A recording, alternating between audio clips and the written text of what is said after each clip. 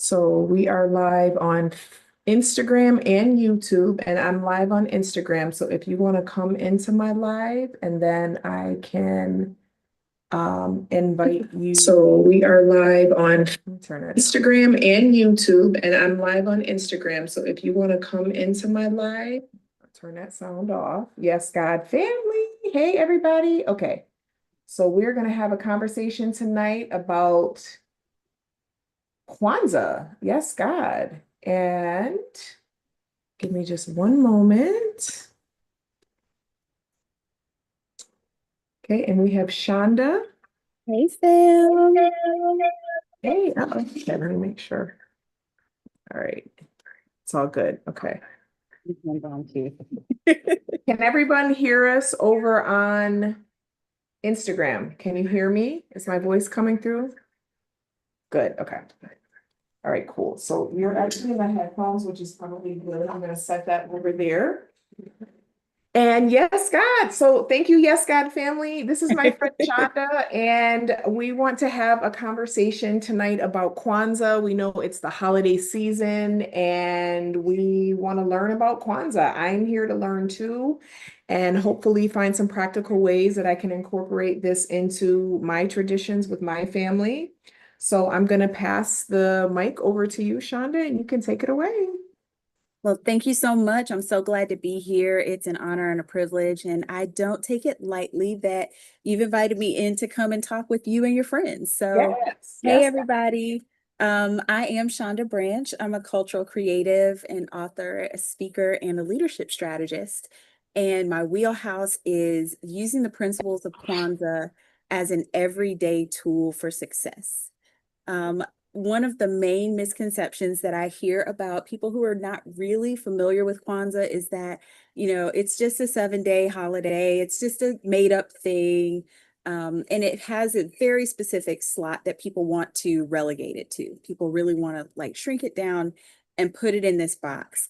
But what I have found and what's been my personal experience is that that's just not the case. These are timeless and universal principles for everyday living that pull us into alignment with ourselves in the best way possible. So that's where I have found my love and my joy and my passion for Kwanzaa. And I get really, really excited about sharing it with everybody. Yes, God. Yes, God. Excited about learning. So Kwanzaa was founded way back in the 60s. And I say way back, like it was forever ago. It was not. And About Kwan- 60, 70 years ago. That's a good little bit of time. yeah, it's significant, but when you put it on the timeline of everything that's happened in the course of our lives in existence as what we now know as Black Americans in the diaspora, it really is a tiny, tiny little drop in the bucket. True. Yeah. And so one thing that I always like to start the conversation with and frame it up from the beginning is the fact that we were in a very, very particular moment in 1966 when Kwanzaa was founded. Mhm. We were in a very, very particular space as a people, and we needed very, very particular things. And so I'm grateful for Dr. Malana Karanga's wisdom in codifying this system. One thing that I also like to be clear about, though, is that he did not invent these principles. He did not come up with these as a way of life. What he did was researched ways of living that were traditional to African people throughout the continent, not in one particular place, but he took a look at the continent and the way that the people were living, the ways that they were finding grace and success and joy in their lives. And he broke them down to these 7 things that seem to be common across the board. And so that's where we actually get these principles from. Okay. The official language for Kwanzaa is Swahili. So people get, that's the other thing that people really get tied up with, the language. They see all of these words and they don't know what they mean, and they are immediately kind of put off with them. So the 7 principles of Kwanzaa bear key Swahili names. And Swahili was chosen because it was the most accessible language and the most prevalent language. when people were trading in Africa, long before colonization, they needed a language that was common because you had several tribes, you had several nations, you had people from across the globe coming and trading in Africa, along that coast. And they needed a way to be able to like find food, get to the bathroom, make sure that the prices were fair and that they were, getting the prices that they were due. So they came up with Kiswahili, and it is really a blend and an amalgamation of several languages.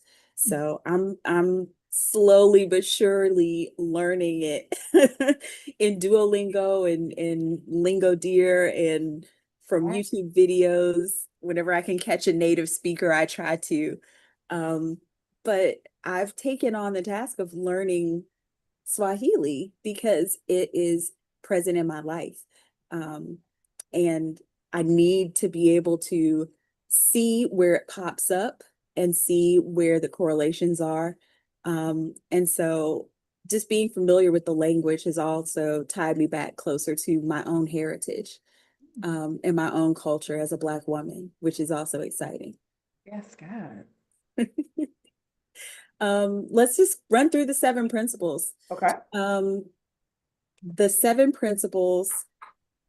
Well, let's back up. Let's talk about the holiday a little bit more. So it's founded in 1966 by Dr. Malana Karenga. It's celebrated over 7 nights. It's always celebrated beginning on the day after Christmas and going all the way through New Year's. So December 26th through January 1st. And on each night, you uplift one particular principle.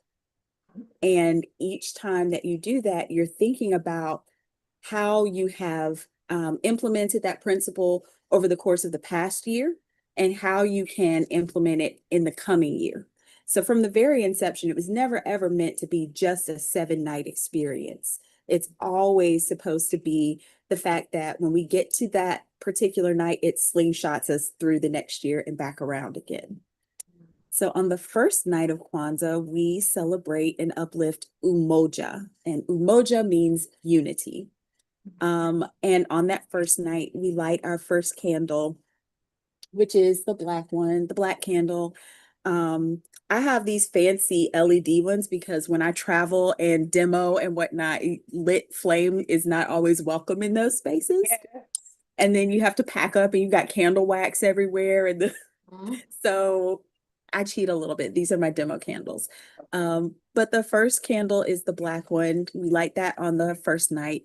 And even the colors of Kwanzaa are symbolic. The black candle is symbolic of the Black people throughout the diaspora.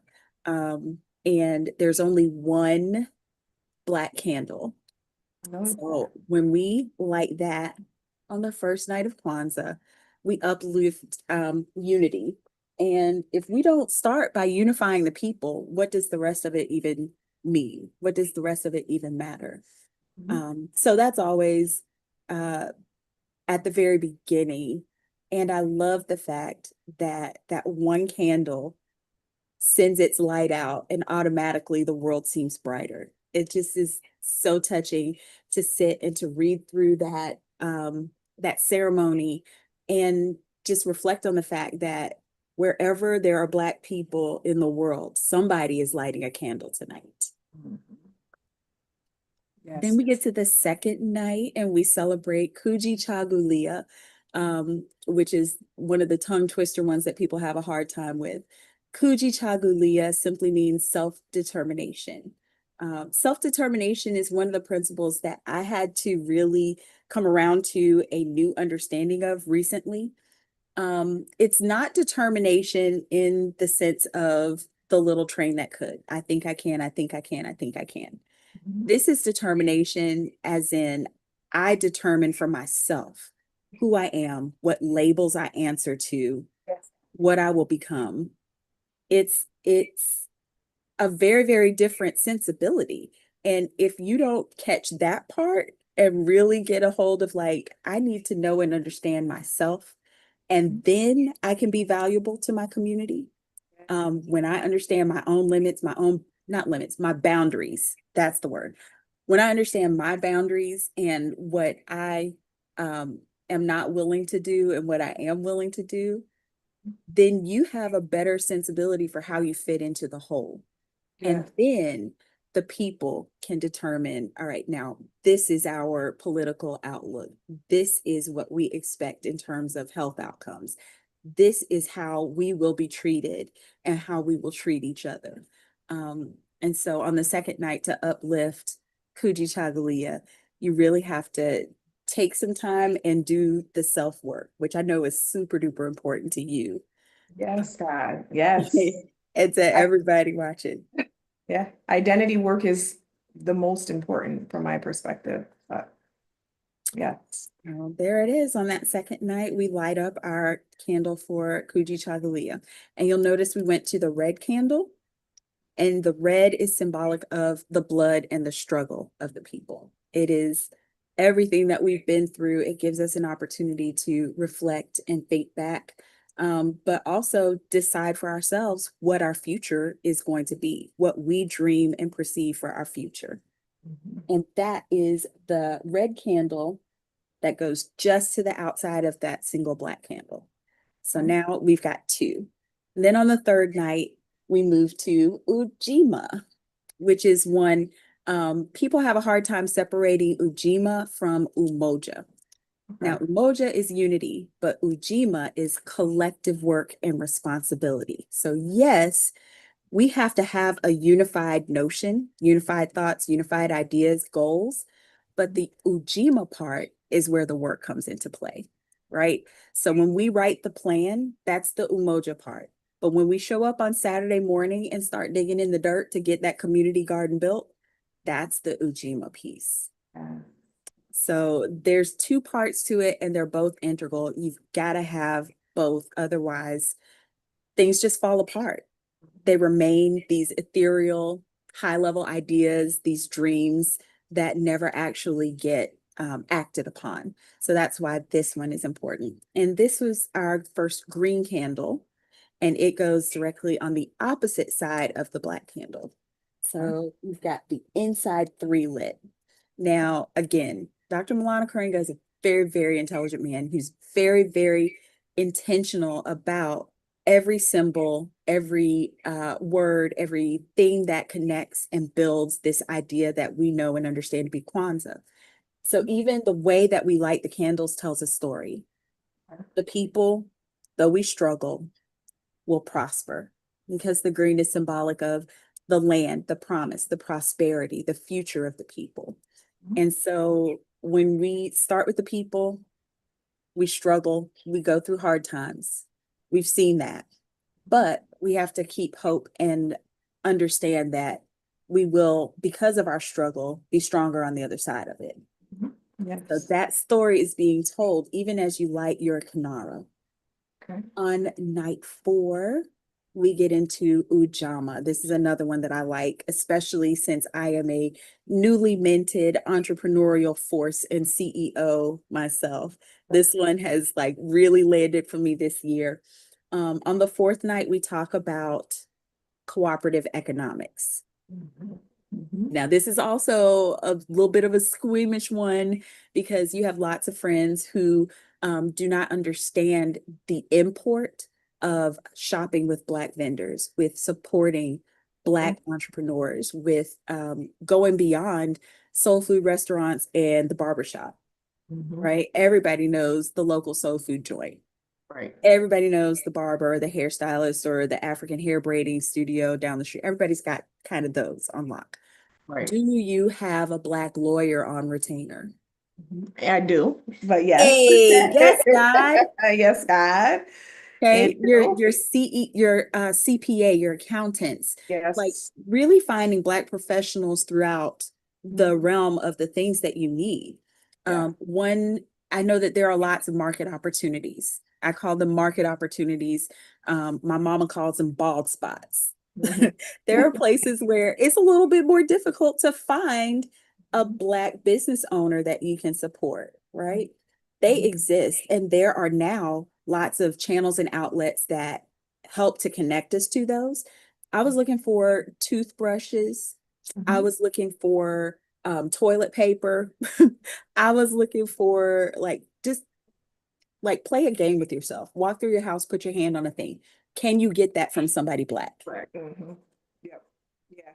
I know there was a We Buy Black website, and it was kind of like a culmination of different like laundry detergent, all types of different household items and products that we use on a regular basis that you could source Black Absolutely. companies. And I'm going to be in the new year, my new word, I'll go ahead and spoil it, is sustainability.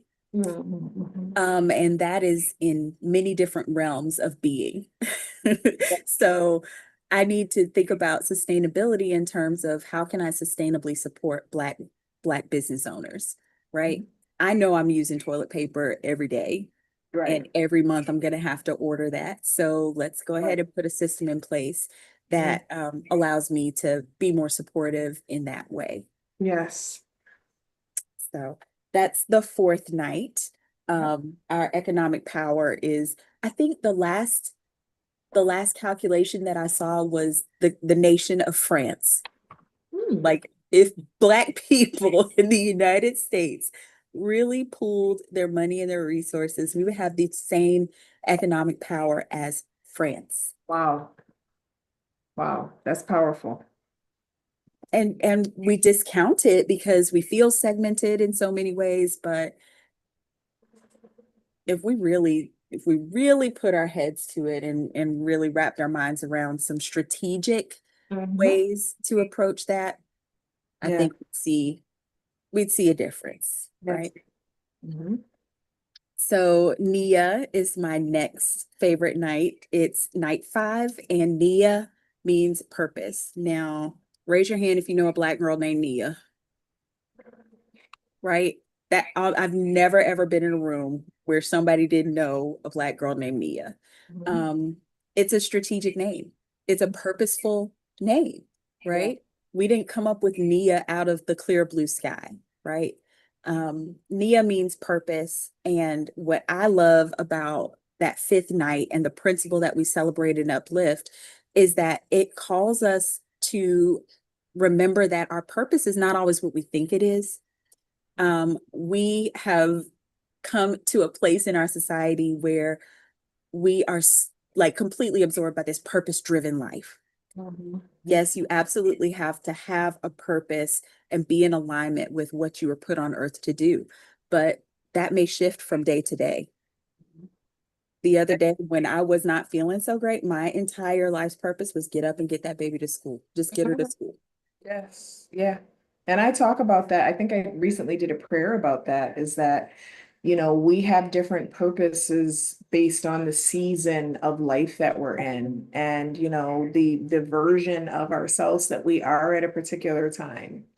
And so I experienced that with my brand. Initially it started very much about womb wellness and yoni steaming, and it still is that is the core, but it's been evolving and expanding into a lot of identity work.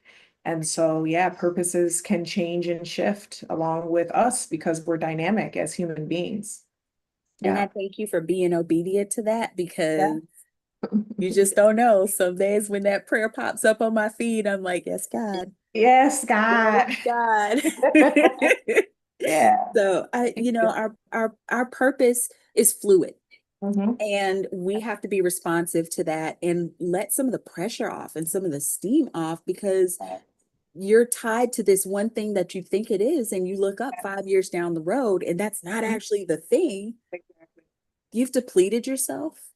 You're Yes. disillusioned. You've got a lot that there's a Yes. lot there. Yes.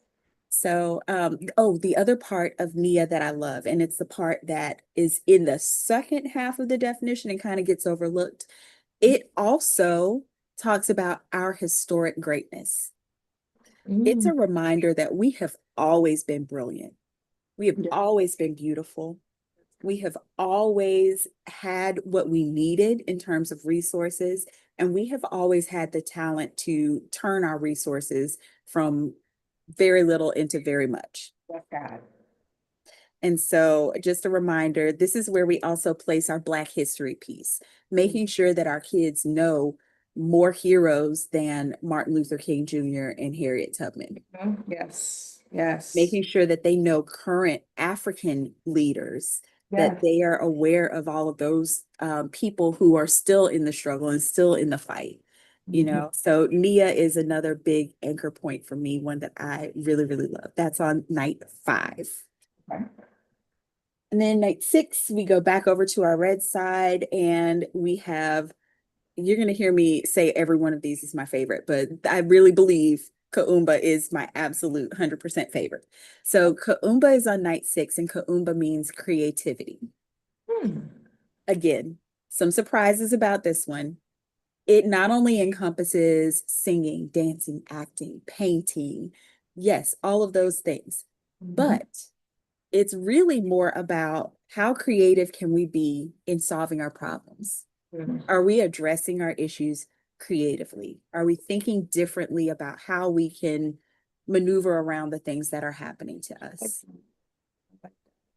So that's why I love that one.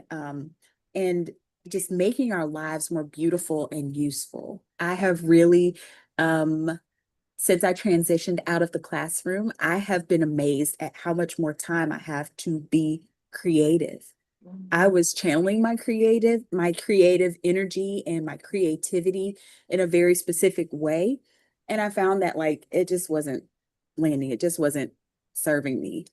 And having the time to return to the things that I loved in my childhood, coloring books, have brought so much joy into my life. I used to write little coded notes. Like I came up in the generation that still had to pass notes. We couldn't text our friends. We didn't have phones. Okay. Right. You had to write a whole date, time, song on the radio, like, You had to the like whole. fold it up in such a way that like, and then we got real crafty and we wrote in runes or in like little codes that like had super swirly, and like if a teacher intercepted it, they couldn't read it anyway, you Right. know? And Right. so just returning to some of those things and allowing myself time and space to doodle as I'm reading, to sketch, to color, to draw as I'm language learning, because I'm also learning Korean. It's part of Yes. my Okay. as Yes, part of my yes. martial arts practice. I'm also Okay. learning Korean. So like I do a little bit of flipping back and forth. Okay. But it's applying my creativity to the things that serve me and that serve my family.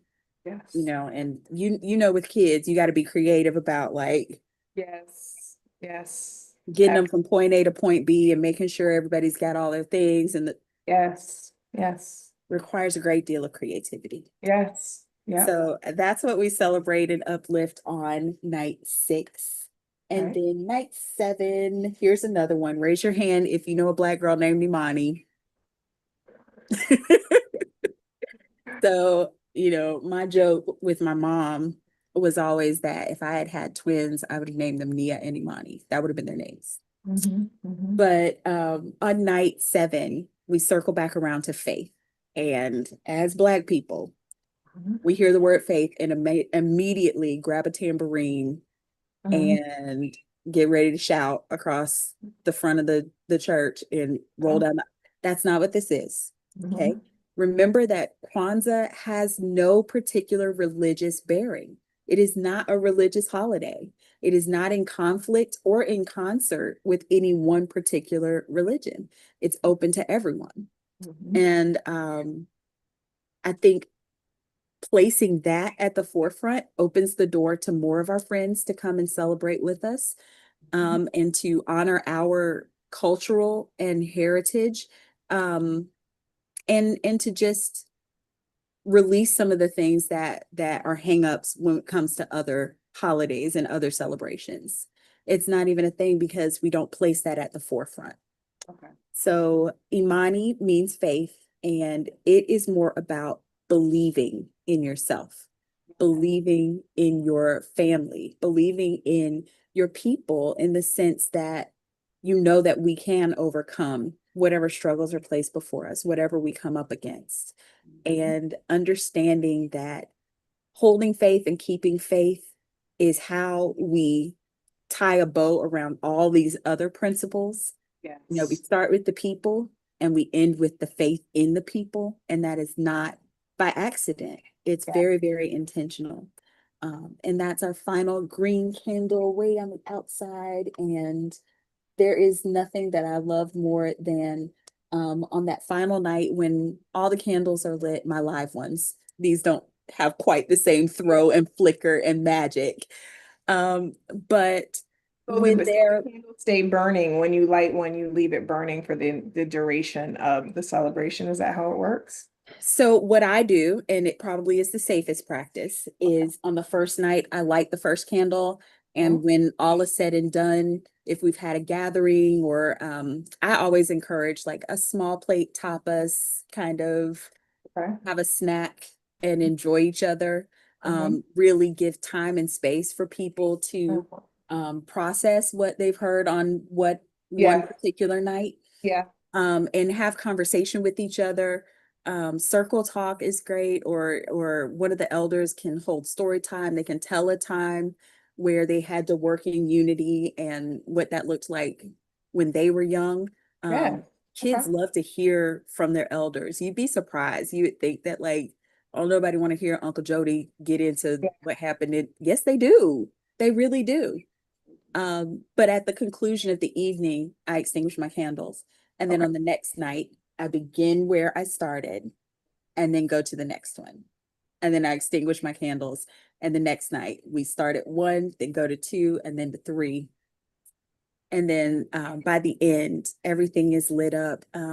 Traditionally, the Karamu feast is a big deal party that's held on the New Year's Eve, on Kaumba night, on New Year's Eve. And it is an opportunity for the ones that I remember growing up in Jack and Jill of America were like the biggest, splashiest. I call it Kwanzaa drag. Like you pull out your finest, flyest African attire. And at the time, it was not a popular thing to have. It wasn't in all the stores. The Afro beats and Afro wave had not really hit Right. when I was growing up. And so your mama had to go get fabric and you had to take it to the seamstress.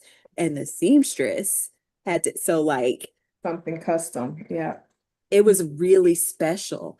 And they trusted us as children with the live flame. We got to walk in with a lit candle and like Mhm. read our card. And the I always remember I never really knew what they were talking about, but I always knew it was good, whatever that conversation was, Mhm. because all the dads would gather up in the corner and they would be laughing and talking and and it just was an air of exuberance. There was just so much vibrant energy. Everything just felt really warm. And the moms would show out with the potluck dinner. Mhm. Whoever's mom made the best sweet potato pie had to bring that. My mom was always in charge of the church punch, that red, super sweet, sugary, like, Mhm. Yeah. and she would put the sherbet on it, the frappe shirt, like it was a whole thing. It was a Yes. whole thing. So that is typically held on New Year's Eve. And with that, we also have the Harambe toast or the Harambe salute. And Harambe is this Swahili word which simply means pull together.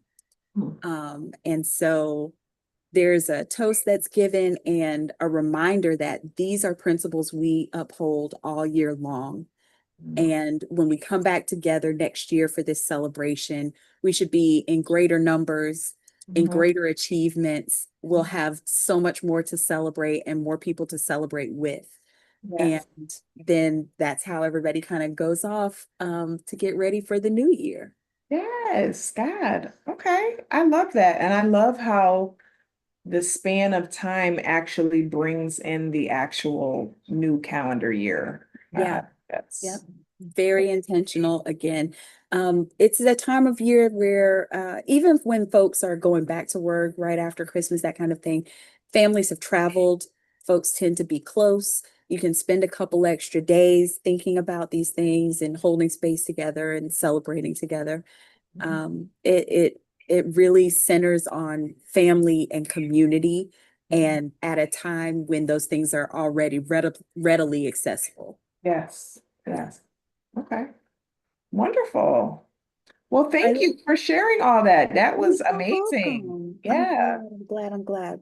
So what for someone like myself who isn't, I'm learning about it now, like how can I like approach it with my own family? Should I incorporate it into, because I have something that I do with my family every night. We kind of do a recap of the day and we just talk about like the things that we're grateful for that happened during the day.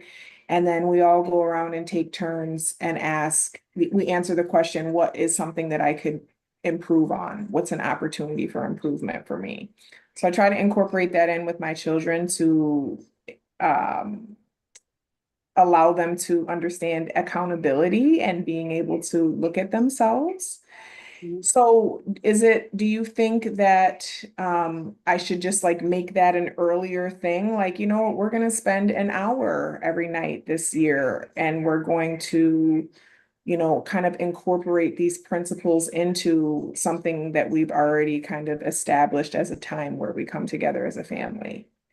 That's an absolutely beautiful place to start. If you've already got a practice where you are holding space with Mhm. your family for reflection and for intentionality, then start there. Okay. Um, you don't need to reinvent the wheel. Yes. You don't need to reinvent the wheel. And you can even just on each one of those nights, just narrow the focus and Okay. ask them specifically, how did you embrace unity today? Okay. Okay. Yeah. Right? When you get to night 5, thinking specifically about one question that just irritates me that we ask kids, what do you want to be when you grow up? That's such a Yeah. silly question. That's Yeah. such a silly question, right? I don't know what I want to be when I grow up. I haven't Exactly. figured it out. My thing is, God's going to tell you what you need to be instead of us trying to tell life what we're going to be. We need to be open to letting God show us what we are designed to be. So, Exactly right. yeah. Exactly right. And I think that a better way to phrase it is, how do you want to impact the world? How do you Yeah. want to change your community? Like, let's Yeah. start asking our kids different questions. Yeah. Um, Yeah. and if you go to my flow page, flow.page/living Kwanzaa, I've got a ton of resources already Okay. there. I have journals that I have developed that have questions that you can sit and reflect on. You can take those apart. You can work on them one at a time. You can work on the many. I have even just coloring pages. I made some coloring pages. Okay. And they can go in and just take a look at those things, pull the resources that are going to work for them. If you have littles, Hmm. I know that when I returned wholeheartedly to my Kwanzaa practice, it was in the middle of the pandemic. I had a new baby at home, Hmm. and like the traditional way of holding Kwanzaa was not going to work that year. It just wasn't going to work. And so I advocate greatly for everyone choosing the experience that is going to benefit them and their community and their family. Okay. Okay. Mhm. Okay. Simple is the best way to go about it, because at at the end of the day, the most important thing is that your kids start to process these ideas. Not that they memorize the Swahili words, not that they know which colors go where in the candles, and all of that will come in time. Right. The Right. important thing when you start is that they go, oh, wait, we have a traditional way of being that is brilliant, that is beautiful, Hmm. that is handcrafted for me and for my people. And Yeah. I can embrace that way of being, and that will in turn uplift my community and uplift my home. Yes.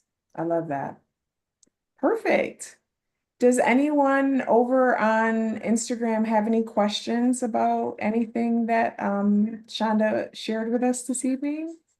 I No, also did post that flow.page/living Kwanzaa, so anyone can utilize that resource. I'm definitely going to go ahead and check it out. thank you, thank you, thank you, thank you, thank you. Yeah, there's a ton of stuff over there, and again, I am a creative.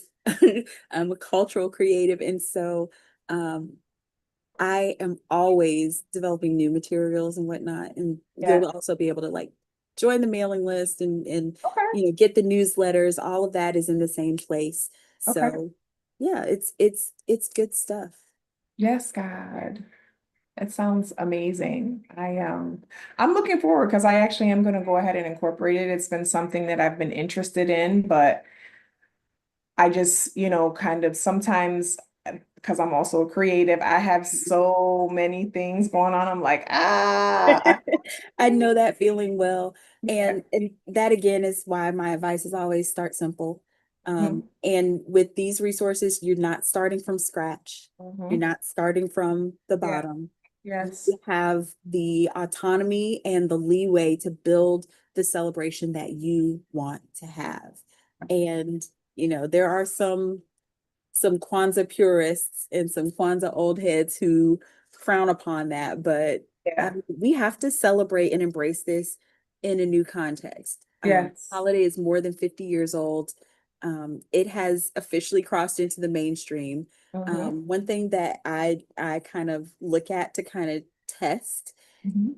a few years ago, I could open my Happy Planner and there was nothing about Kwanzaa in there. Kwanzaa is officially printed in the Happy Planners now. Yes, yes. And I checked a couple of calendars and whatnot. I was looking in the store earlier today, Mhm. and Kwanzaa starts, Kwanzaa begins, Kwanzaa ends is clearly it's printed in our national calendars for all to see and observe.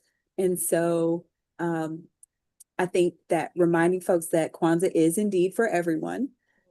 We still center Blackness, we still center our culture and our heritage. But we invite others to come and celebrate with us because if you've never experienced what we have to offer, how can I expect you to understand it? Right, I right. didn't say respect because Yeah, that's you're gonna respect it. yeah, That's not in question. yeah. But for you to understand it or to appreciate it, Mhm. and to truly have a better understanding and appreciation for me and for who I am, you have to be part of these things. You have to have at least seen them and experienced them. Right, Yeah. right. Yes, yes, God.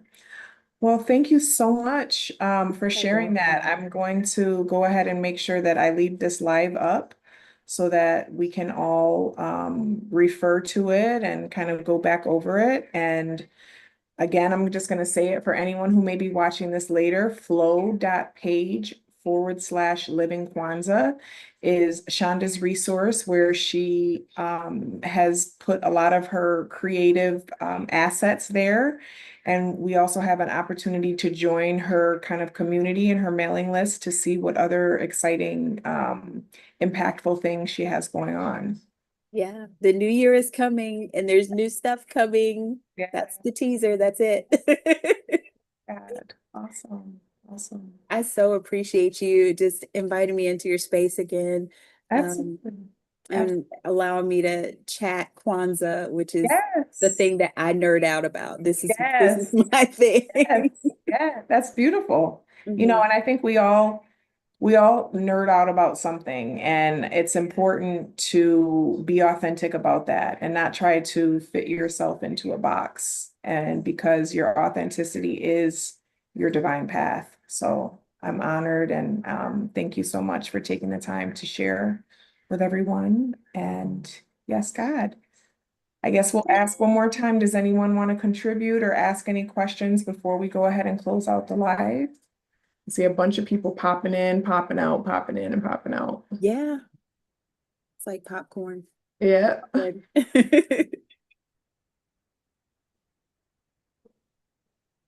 All right. Okay. All right. Well, I don't see anything. Feel free to, if you do have questions or feedback or anything later, feel free to comment under this video, whether it's on YouTube or on Instagram, and we will address those as they come up. The pleasure. Thank you so Teresa much, everybody. Kwanzaa, everybody. May your Kwanzaa be blessed. Okay. And